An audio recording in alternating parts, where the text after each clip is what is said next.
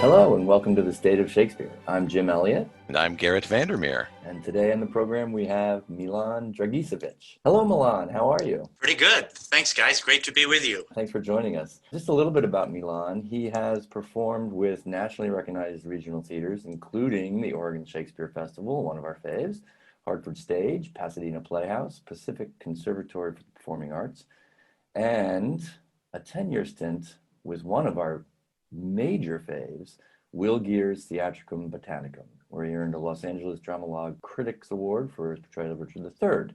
He is the author of a new book entitled The Persuasive Actor, Rhetorical Power on the Contemporary Stage, which explores the lost art of rhetoric and how its magical craft can empower today's performance in speaking verbally adventurous texts from Shakespeare to hip-hop theater. Welcome, Milan. I am really excited to get into this whole rhetorical thing, but before we do, Garrett, you have to talk about Theatricum Botanicum. I do, Milan.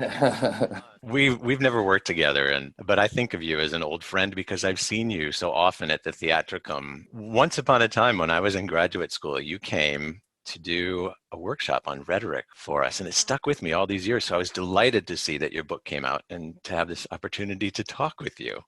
Wow, it's great. I had no idea how we made this connection. You never know in life how these different roads come together.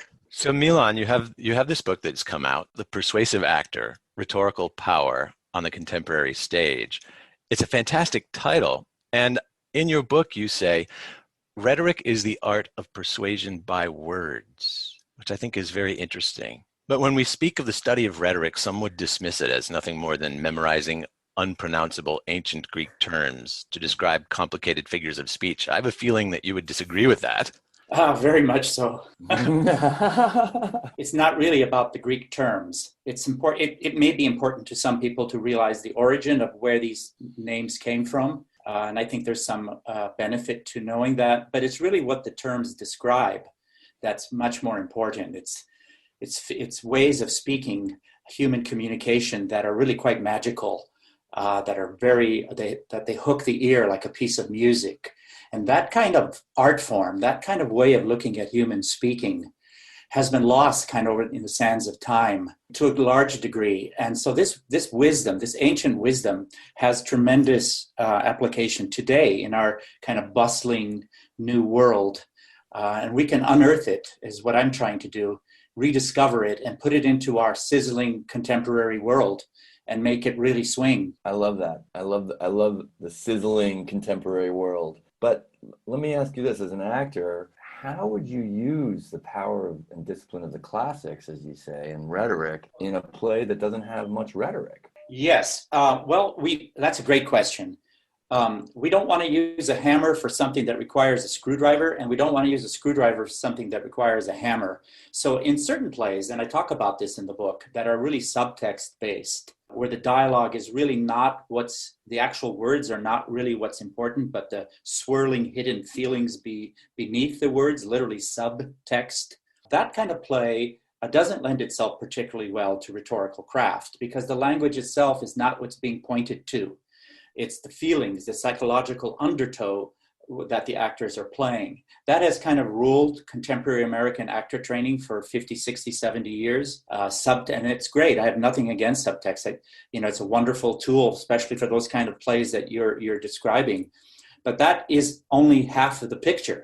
The other half of the picture really is not subtext. It's surface text, literally what you see right on the words themselves. And when we talk about that, we are suddenly opening the door to the rhetorical universe, a door that has been shut for at least 200 years in the United States. And that door, once you creak it open, opens you to this massive universe that we have not studied in high school, middle school, that we just have not been really exposed to here in contemporary United States not even talking about actor training. I'm talking about reading and speaking and communicating. That world is really fascinating. And the more you open that door and the more you start entering that world, the more secrets you discover. And they have tremendous things to offer today for the theater, where the language itself is creating the power. The words are creating the emotion. The words are driving the motives. The words are driving behavior. Whether it's a Shakespeare play, whether it's a Tom Stoppard play,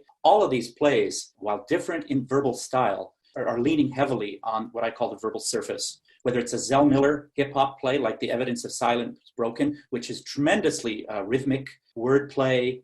It doesn't look like Shakespeare in any way, but shares kinship because it's maximizing the power of language and asks the actor to play the surface as well as the subtext. Well, I have two thoughts about that, and I couldn't agree more, actually. I think you have two definite friendly ears here. There are language-based plays in contemporary theater, and then there are what you say subtextual plays. You know, something like Annie Baker is very subtextual. You know, that's just going to be what is beneath the surface. But then I talk about Donald Margulies or August Wilson, who both use language in very specific ways, and understanding what they're doing there will help an actor in terms of both communicating that, but also getting to the root of what they're talking about.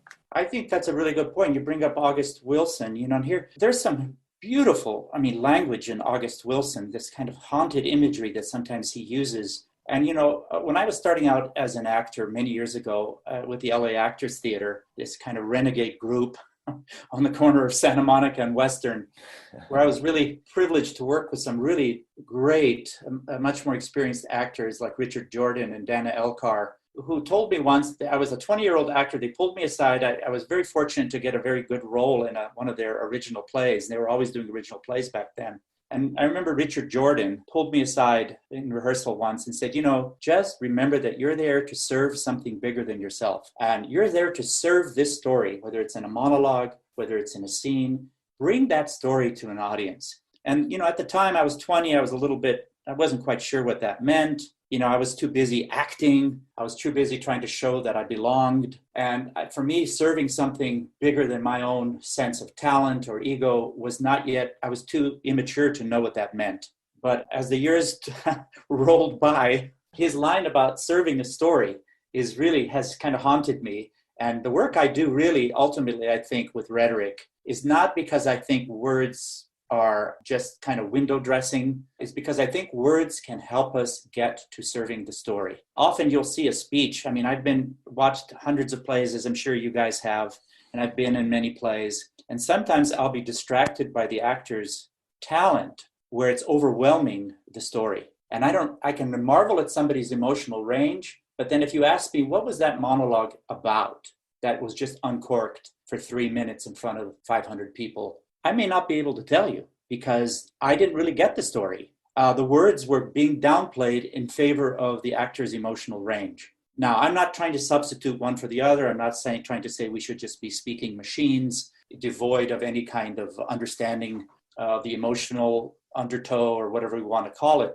But how many times have I seen plays, whether it's contemporary or classical, where I'm losing the story? Something is not crossing the footlights. And that something has often to do with words, penetrating past the footlights into the hearts and minds of an audience. And so my work really starts, it's not technique for technique's sake.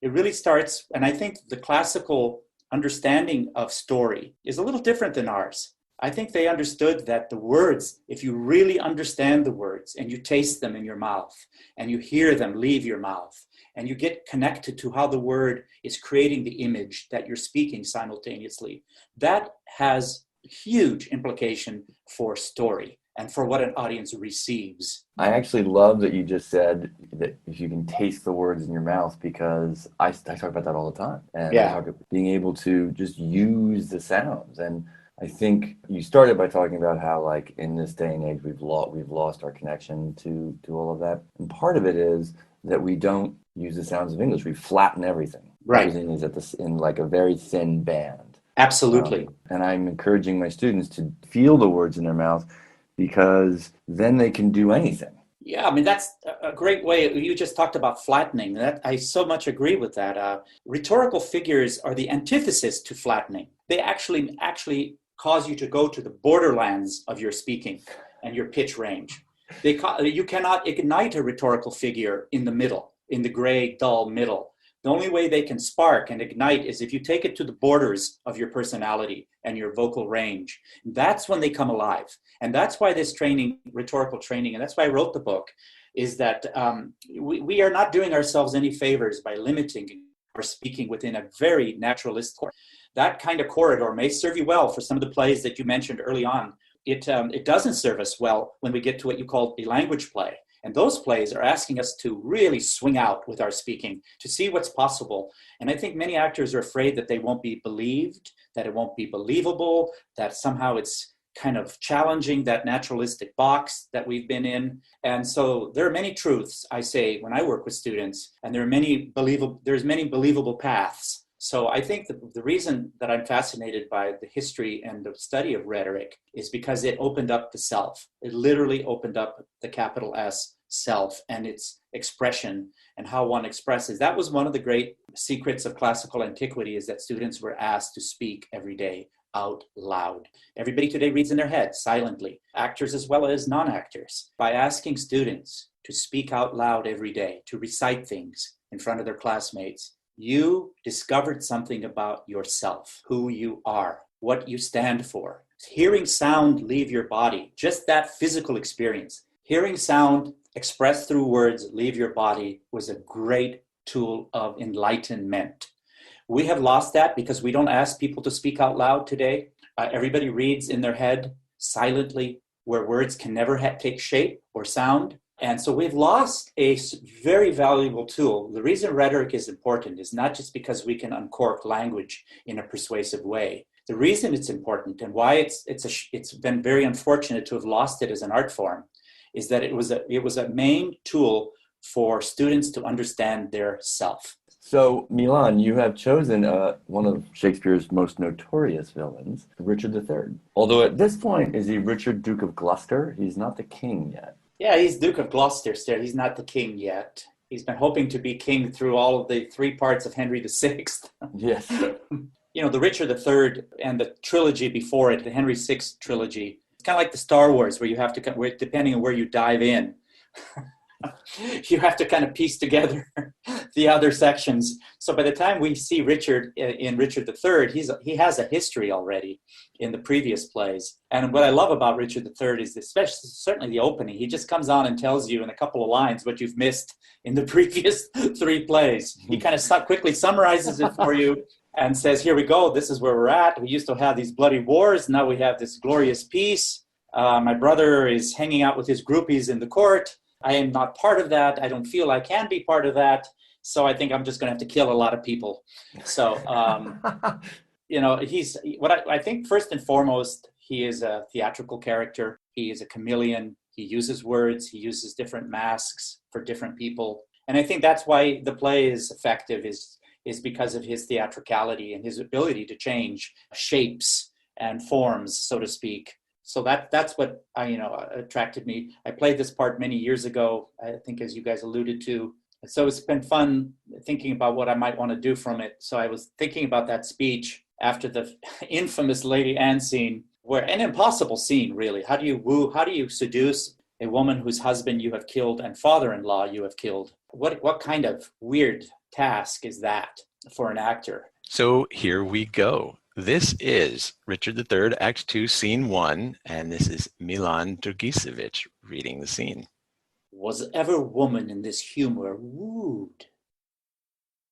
Was ever woman in this humor won? I'll have her, but I will not keep her long. What? I that killed her husband and his father, to take her in her heart's extremest hate, with curses in her mouth, tears in her eyes, the bleeding witness of my hatred by, having God her conscience, and these bars against me, and I no friends to back my suit at all, but the plain devil in dissembling looks, and yet to win her, all the world to nothing. Ha! Hath she forgot already that brave prince, Edward, her lord, whom I some 3 months since stabbed in my angry mood at Tewkesbury? A sweeter and a lovelier gentleman, framed in the prodigality of nature, young, valiant, wise, and no doubt right royal, the spacious world cannot again afford. And will she yet abase her eyes on me? that cropped the golden prime of this sweet prince and made her widow to a woeful bed? On me, whose all not equals Edward's moiety, on me, that halts and am misshapen thus, my dukedom to a beggarly denier. I do mistake my person all this while. Upon my life, she finds, although I cannot, myself to be a marvelous proper man. I'll be at charges for a looking glass, and entertain a score or two of tailors to study fashions to adorn my body. Since I am crept in favor with myself, I will maintain it with some little cost. But first, I'll turn yon fellow in his grave, and then return lamenting to my love. Shine out, fair sun, till I have bought a glass, that I may see my shadow as I pass. So Milan, if, as you say, rhetoric is the art of persuasion, Yes. is Richard attempting to persuade by this speech, and to what end is he attempting to persuade them? I think the audience and himself simultaneously. I think he views the audience, I think, quite often, and actually from the very beginning, from the very first words uttered in the play, as kind of co-conspirators, as people who give him strength by observing his actions. He kind of confides in them, almost seeks to ask their permission in a weird way. So I think he is discovering that he has this power that he didn't realize quite that much that he had, and he needs them to kind of confirm it with him. They've witnessed it, they've just seen it. He needs to make sure that they are on the same page and has fun with them. It's like an entertainer in a nightclub, some disco bar. He likes to bounce off his humor, his dark humor with him. I think also the entertainment should not be undervalued. I don't know if you know, Richard III comes from the medieval characters, the morality plays that Shakespeare saw as a boy coming through in Stratford. The most famous character from the medieval morality plays was Vice, V-I-C-E. And Vice was a prototype of Richard III. And when he came on stage, the audience loved to hiss and boo, and he just would swirl around the stage, drinking in those boos. So Richard is the same. He comes from that Vice prototype, and first duty of Vice was to be entertaining. And I know that sounds a little bit frivolous, but that kind of character, entertainment value, one reveling in their badness, is something that I think Shakespeare learned about the theater, watching as an 8 or 9-year-old boy these companies that would occasionally come through Stratford and play these morality tales. No matter the morality, the theatricality was first and foremost. Also, Richard III is a master of rhetoric. Absolutely. And he's just delightful. And for a rhetorician like yourself, that first couplet must just be like raw meat to you. You mean of the play? Now's the winter of our... No, in this, it was ever woman in this yes. mood. Yes, absolutely. I mean, both, really, but in terms of the speech we're talking about. Absolutely. I think what we underestimate, we've had fourth wall theater for a long time in contemporary America. What we underestimate, I think, is literally the performance value of speaking to an audience, and how a character, whether it's Vice or Richard, kind of bounces ideas off an audience to get a better sense of what they just accomplished. By sharing it publicly, I think this is what's important. This ties to rhetoric, actually. By sharing something publicly with an audience, you yourself better understand it because you've just kind of confided out loud to them. It's not just silently sitting in your head. By sharing it publicly, and rhetoric was all about, it's a public art form. There's a lot of actors good in their dorm room, but unless you make that happen publicly, you have lost something. And the public nature of sharing something, hearing yourself say it, cannot be underestimated. And I think that has to do with entertainment and performance and sitting in an audience. What are some of the hidden gems in this speech that your study of rhetoric reveals to you?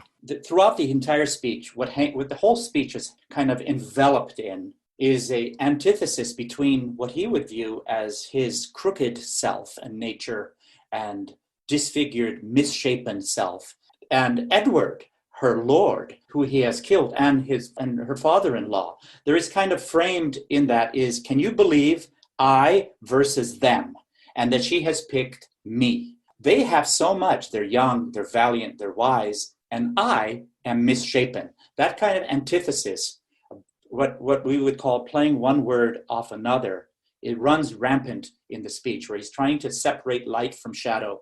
I call this separating light from shadow in speaking, like an artist would separate that on a canvas in painting. And also, I think what charges the speech rhythmically is a figure that the Romans called accumulatio. And we know this word, accumulate. And accumulatio means a driving, steamrolling rhythm that is hungry, that keeps clawing forth, keeps grabbing phrases one on top of the other without too much stopping to smell the roses along the side of the road. It keeps going and going and going until it reaches the summit. That kind of thing is something that actors used to practice, is not letting introspective pauses blunt the rhythmic drive of a speech. You know, one of the hallmarks and I'm not trying to knock it, I'm not trying to be cynical, one of the hallmarks of some contemporary plays or monologues is that the actor feels that they have to search for words to make it more real, to make it more naturalistic, that you're looking for the right word, okay? Whereas opposed to the language already being inside your body and you unfurl it. There's a huge difference between those two strategies. One may be good for a certain kind of play, but when you have a play that's hungry verbally, that's muscular verbally, you need to often accumulate that dialogue. Doesn't mean you speed. It doesn't mean you're going at breakneck speed, but it does mean that you are conscious of a tempo that's driving forth. Just like in music, you would not stop in the middle of a Mozart run to wander about some psychological undertow. You would actually keep the Mozart music going. You know, right. We wouldn't go dum dum ba ba bum bum. You know, the phrase bum bum ba ba bum bum bum bum bum bum bum. We wouldn't go bum bum ba ba bum bum bum bum. You know, we would play it. We would play it through, and the power of that comes from it already being inside your body. I think the trickiest part for a young actor doing that is just going too fast. Yes, and you know, and I'm not sure what it sounded like when I did it, but I was trying to give each line, you know, it does have a driving rhythm, but I was also trying to let each line land for its meaning, and that just takes time, putting those two things together. You know, that's something I still work on. I'm very interested in, I don't want to go into this because it's a whole subject about the connection between Shakespeare and hip hop. Yeah. But in terms of the speech, since we are on this speech, one of the things that I find that, first of all, you did, which is you didn't just build a speech in one continuous rise. You built, and then you built, and then you built again. So like, for instance, that middle ha, you built to that. And then Yes. you sort of started going again. One of the things I think is super interesting about this speech is that he kind of gets a little vain. Absolutely. Actually, he's actually quite... he gets quite a little bit snarky with himself. You know, I didn't know I was this attractive. I think I'm going to go hire some tailors. Yeah. I mean, You know, I think I'm going to hire some tailors. I'm going to put on some pretty bitchin' clothes. yeah. And, and I'm going to hit the street. I'm going to hit the town a little bit. Boy, it's great to have discovered this. And I think it's a very clever, wicked sense of humor he has. You know, that makes him kind of redeemable in some weird way. If he did not have that humor, I think this is important. If he did not have that really sizzling wit about him, he would be, you know, we would not be able to take him for too long on stage. He would enter the role of, you know, of some kind of serial killer, you know. But his wit, his theatrical sense of himself keeps us interested in him. And that's that idea of rhetoric and irony are somewhat intertwined on some level. And I think that without any sort of humor, we can get very dry. Yeah, I think that's the key, you know, is that humor, that's his sense of, his delicious sense of phrasing and language keeps us interested in his story, no matter how dark it becomes. And his sense of just kind of patting himself on the back, I think, is something that Shakespeare learned about theater, even as a young boy, that you can't have it too, quote unquote, serious. Something has to provide escape valves for an audience. And those escape valves, he became a genius in creating, I think. So, Milan, before we go, I have to say that when I first saw you speak close to 25 years ago now, you used a metaphor that has stuck with me this whole time, and I just love it. And you were talking about the power of rhetoric. And you said, imagine this. There's a big difference between someone who walks up to someone else in a bar and says, "Excuse me, do you have a match?" And someone who walks up to someone in a bar and says, "Excuse me, may you please have a relic of Promethean sin?" Wow, I do. Yes, I remember. You're bringing back some memories. Yes, I think so, because I would say the first one really wants a light for their cigarette. And the second one doesn't care if they get the light or not. It's really an advertisement for their own wit and sense of self. And asking the person to kind of dance with them a little bit in life to see if their view of life is equally whimsical, to the degree that that person gets a good response back from someone who gets what they're doing. On the second example, I think they will have been successful, because you don't want either the guy comes up to the girl at the bar and she says, for the second example, and she says, "What the hell?" He has to then move on. He would have to then move on to someone who would actually pick up on that humor and respond in kind. Absolutely. And I could almost see Richard III using that line. Yeah. I think that's the reason I think I'm interested. I mean, gosh, I didn't know how that memory stayed with you, Jim, but it was Garrett who. Oh, Garrett. Oh, sorry. Yeah, Garrett. But I think that is the huge difference. One is actually part of the subtext-based world, the first example. And the second example is the rhetorical universe, the surface-based world.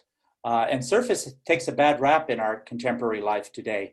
Surface was a huge field of study. We tend to connote it with something superficial, something shallow, but the surface of things is its own world. And the second one belongs in that category, the Promethean sin, because then you're asking the person to do a whole bunch of things in a second, to imagine myths and gods and stealing fire and bringing it down. And you're asking them to juxtapose that against the mundane act of lighting a cigarette. And those two things create wild humor. Milan, it's been delightful talking to you. Thank you so much for spending your time sharing your wisdom about rhetoric with us today. Well, it's been my pleasure. I really appreciate the opportunity to talk about this on your podcast. It's been great. Thank you. Oh, Milan, thank you. And oh, for a muse of Promethean sin. So thank you for joining us. I'm Jim Elliott. I'm Garrett Vandermeer. And thank you for listening to The State of Shakespeare.